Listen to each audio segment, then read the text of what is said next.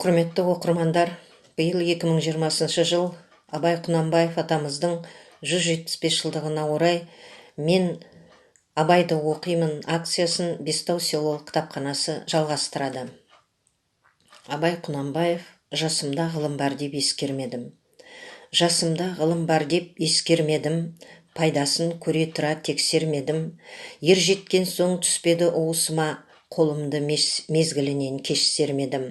Бұл махрұм қалмағыма кім кінәлі, қолымды дөп сермесем өстермедім. Адамның бір қызығы бала деген, баланы оқытуды жек көрмедім. Баламды медресеге білдеп бердім, қызмет қылсын, жиналсын деп бермедім.